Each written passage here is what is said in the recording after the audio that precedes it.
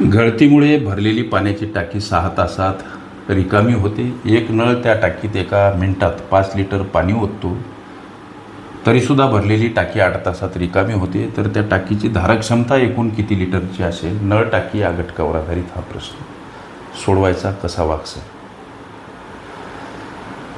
बघा, गळतीमुळं भरलेली टाकी 6 तासात रिकामी होते.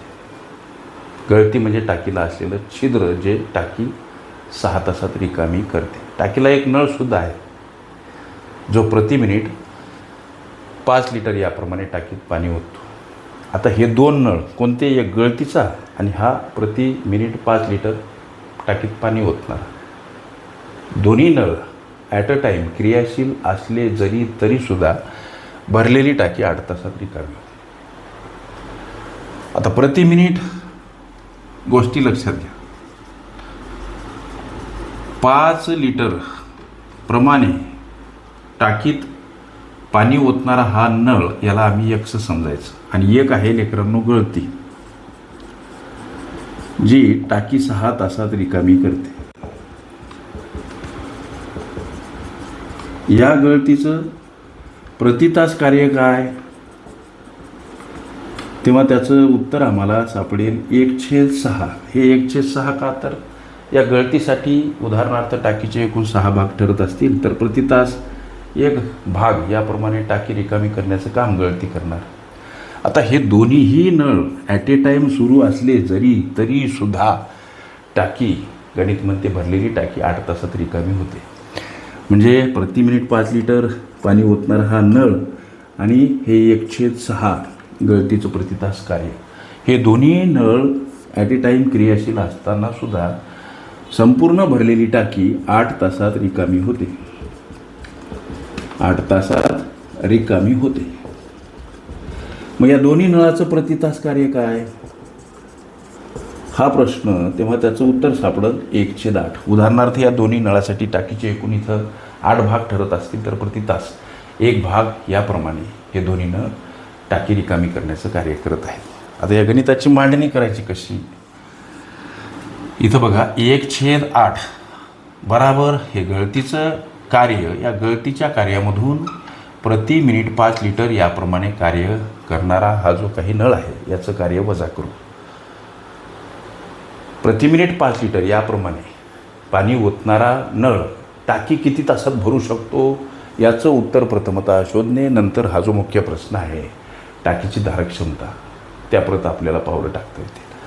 लेकरांनो, वजा 1 इकडे येताना अधिक 1 असे 1/6 कडे जाताना वजा स्वरूपात 1/8 मांडावे लागतात. संख्या असो किंवा अपूर्णांक असो, परस्पर विरुद्ध बाजूने जाताना वजा स्वरूपात, अधिक असेल तर वजा स्वरूपात, वजा असेल तर अधिक स्वरूपात, गुणिला असेल भागीला, भागीला असेल गुणिला, अंशस्थानी असेल छेदस्थानी, छेदस्थानी असेल अंशस्थानी मांडावी लागते.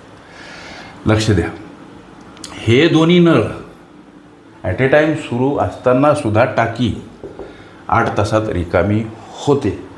लक्ष द्या, हे अशा पद्धतीचं समीकरणबद्ध गणित करता आलं म्हणजे उत्तराप्रत पावलं टाकता येतात. आता इथं हा एक्स आणि हे दोन अपूर्णांक, त्याच्यामध्ये वजाबाकी आहे. छेद समान नसताना अपूर्णांकाची वजाबाकी तिरप्या गुणाकाराने, म्हणजे या छेदाने या अंशाला गुणा 8 वजा चिन्ह, या छेदाने या अंशाला गुणा 6 छेदस्थानी असतो छेदाछेदाचा गुणाकार, म्हणजे 8 48. एक्स बराबर अंशातील वजाबाकी 2 छेदस्थानी 48. लेकरांनो, एक्स बराबर हा 1/24 गेलेला भाग, म्हणजे 2 आणि 2 गुणिला 24 48. हे एक्सचं काम सापडलं. म्हणजे एक्स हा नळ, त्याला इथं असं लिहू आपण, एक्स हा नळ 24 तासात टाकी भरेल. हा एक्स नळ कोणता? जो प्रति मिनिट 5 लिटर याप्रमाणे काम करतो, जो प्रति मिनिट 5 लिटर याप्रमाणे टाकीमध्ये पाणी ओतण्याचं काम करतो. हा नळ ती टाकी 24 तासात भरतो.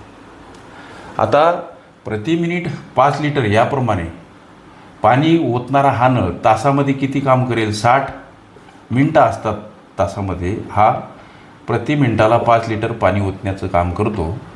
300 लिटर तासाचं कार्य होईल.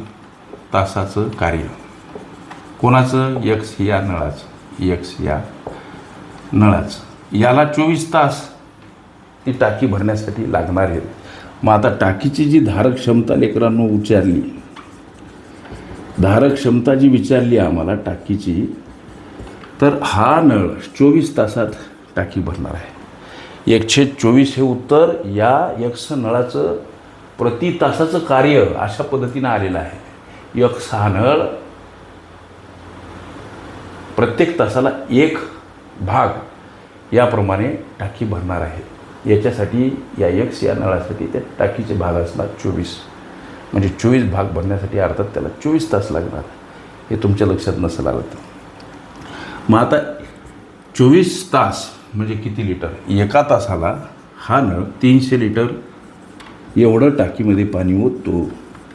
हा गुणाकार म्हणजे आपल्या प्रश्नाचं उत्तर 24×72, त्यावर 2 शून्य द्या. 7200 लिटर ही त्या टाकीची धारक क्षमता असेल लेकरांनो. हे तुमच्या विचारल्या प्रश्नाचं उत्तर. ओके.